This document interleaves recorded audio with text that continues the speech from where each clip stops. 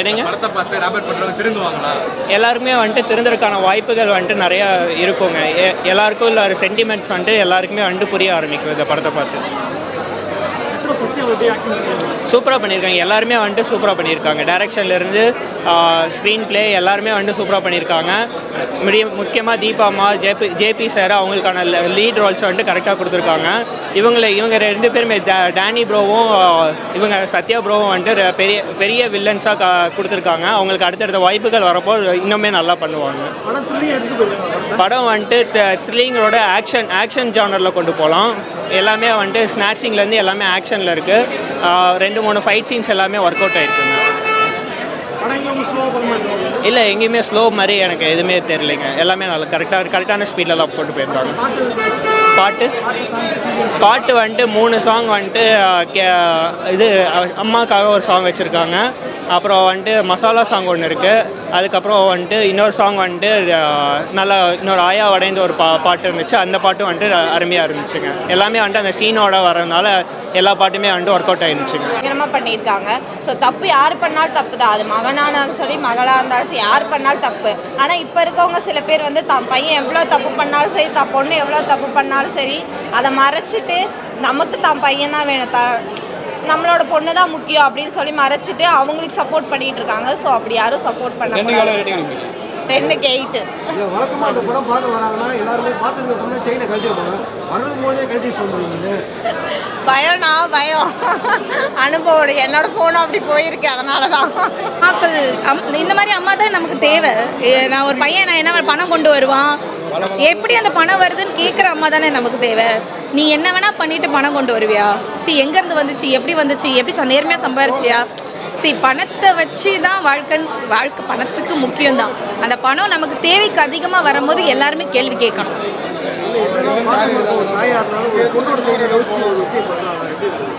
அதுதான் இந்த ஒரு படத்தோட சக்ஸஸ். ஒரு பொண்ணோட சைடு இல்லை, தான் வளர்த்த பையன் சரியில்லை அப்படின்னும் போது எந்த தாயாக இருந்தாலும் இதை பண்ணலாம். அது இவ்வளோ கொடூரமான ஒரு பையன் இருக்கும் போது பண்ணலாம். வழக்கமாக நடக்கிற கதை தான் அது. கொஞ்சம் அதான் ஒரு வேறு விதமாக டைரக்டர் சொல்லியிருக்காரு. ரொம்ப பிடிச்சிருந்தது. செகண்ட் ஹாஃப் சூப்பராக இருந்தது. ஃபர்ஸ்ட் ஹாஃப் கொஞ்சம் அப்படியே லைட்டாக ஏன்னா நமக்கு ஹீரோவை வந்து ராபரியாக அக்செப்ட் பண்ணிக்கிறதுக்கு கொஞ்சம் கஷ்டமாக இருந்தது. அதனால வந்து அப்படியே ஃபர்ஸ்ட் ஹாஃப் கொஞ்சம் ஸ்லோவாக போச்சு. பயம்ன்றதை தாண்டி போலீஸ் ஏன் இன்னும் ஸ்டெப்ஸ் எடுக்கலன்ற ஒரு கொஸ்டின் தான் எனக்கு வருது. ஏன்னா இங்கே சிட்டிக்குள்ளே கோயம்பேடு இந்த மாதிரி இடத்துலலாம் there are lot of CCTV cameras. Outskirts போகும்போது ஒரு ஈஸியாக போகிறோம், ஒரு 1 டே ட்ரிப்பு போகிறோம், அதில் என்றைக்கோ நான் மெயின் ரோடு எடுக்க முடியல, மெயின் ரோட்டில் ஏதோ ஒர்க் நடக்குதுன்னு உள்வழியாக போனால் அங்கே சிசிடிவி கேமரா எதுவுமே இருக்காது. ஸோ அது ஏன் அந்த ஸ்டெப்ஸ் எடுக்கல போலீஸ்ன்றது தான் எனக்கு இந்த படம் பார்த்து கேள்வி வருது. அரசு கொடுக்க வேண்டிய தண்டனை அவங்க அம்மா கொடுக்குறாங்க அப்படின்னு போலீஸே தேவையில்லையே. அது தெரிஞ்சால் ஓகே. எவ்வளோ அம்மாக்களுக்கு அவங்க பசங்க தப்பு பண்ணுறாங்கன்னு தெரியும். இந்த படத்தில் நீங்கள் சொல்கிற மாதிரி தெரிஞ்சிச்சு, பட் நம்மளுக்கு தெரியாது இல்லை. நீங்கள் எவ்வளோவே கவனித்தாலும் பிள்ளைங்க ஸ்மார்ட்டுங்க. கண்டிப்பாக அவங்க மறைச்சிடுவாங்க. So you can not tell யாருக்கு என்ன இருக்காங்கன்ட்டு. இது கவர்மெண்ட் தான் பண்ணுவோம். நம்ம கேர்ஃபுல்லாக இருக்கணும் ஃபஸ்ட்டு திங். செகண்ட் திங், நம்மளுக்கு எதான ஒரு ஏரியா டேஞ்சரஸாக ஃபீல் ஆகுதுன்னா அதை ஃபஸ்ட்டு அவாய்ட் பண்ணணும். செகண்டாக அதை அவாய்ட் பண்ணுறோன்னு ஒரு போலீஸுக்கு தெரிய வந்தால் அவங்க நடவடிக்கை எடுத்து அதுக்கு ஒரு சேஃப்டி பண்ணணும். மக்களுக்கு சேஃப்டி பண்ணணும். Not only women, men, children. சின்ன குழந்தைங்கிட்டலாம் திருடுறாங்க, பெரிய ஆட்கள் மட்டும் இல்லை. சோஷியல் அவேர்னஸ் சொல்லியிருக்காங்க. ராபரி இதெல்லாம் நடக்குது, ஸோ அதனால கேர்ள்ஸ் கொஞ்சம் சேஃபாக இருக்கணும் அப்படின்றது மாதிரி சொல்லியிருக்காங்க. இல்லை அதெல்லாம் இதில் நல்லா போகுது. பாட்டெல்லாம் நல்லா இருக்கு.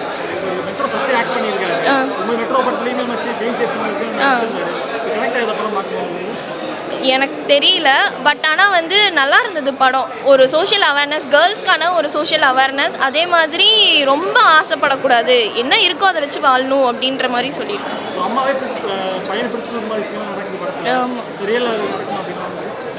நடந்தால் ஒன்றும் தப்பு இல்லையே. தப்பு பண்ணுறவங்க அவங்களால பல குடும்பம் பாதிக்கப்படுறப்போ அப்படி இருக்க பையன் இல்லாமலே இருந்துட்டாலும் நல்லது தானே.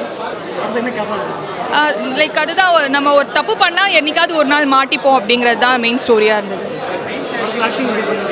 சென்ட்ரல் ஆக்டிங் ரொம்ப நல்லா இருந்தது. ராபர்ட் படத்துடைய ஃபர்ஸ்ட் ஷோ பார்க்குறது எங்கள் டீமோட வந்திருக்கோம். இது வரைக்கும் நாங்கள் டெக்னிக்கல் ஷோஸ் மட்டும் தான் பார்த்தோம். ஆடியன்ஸ் ரெஸ்பான்ஸ் எப்படின்னு தெரியல. ஸோ ஃபஸ்ட் டைமாக ஆடியன்ஸ் ரெஸ்பான்ஸ் பார்க்கலான்னு தான் இன்றைக்கி வந்திருந்தோம் காசி டாக்கீஸ்க்கு.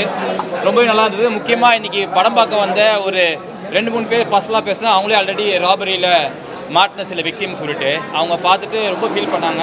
எந்த அளவுக்கு இந்த ஒரு படம் வந்து இம்பாக்ட்ஃபுல்லாக ரியல் லைஃப்பில் நடந்திருக்கிறத அவர் ஷேர் பண்ணிட்டு போயிருக்காங்க. ஸோ கண்டிப்பாக இந்த ராபர் படம் வந்து உண்மையிலே ஒரு நல்ல சோஷியல் மெசேஜான படமாக இருக்கும்னு நினைக்கிறேன். முக்கியமாக இந்த படத்தை இந்த ஒரு நல்ல திரைப்படமாக மக்கள்கிட்ட கொண்டு போய் சேர்க்க வேண்டியது ஊடகமாகிய உங்களுடைய பெரிய உதவியாக இருக்கும்னு நினைக்கிறேன். ராபர் படம் இன்னைக்கு தேட்டரில் வந்திருக்கு. எல்லாரும் தேட்டரில் பாருங்கள். கிரிப்பிங்கான படமாகவும் ஒரு சமூக அக்கறை உள்ள ஒரு படமாகவும் இருக்கும். நிச்சயமாக உங்களுக்கு பிடிக்கும்னு நினைக்கிறேன்.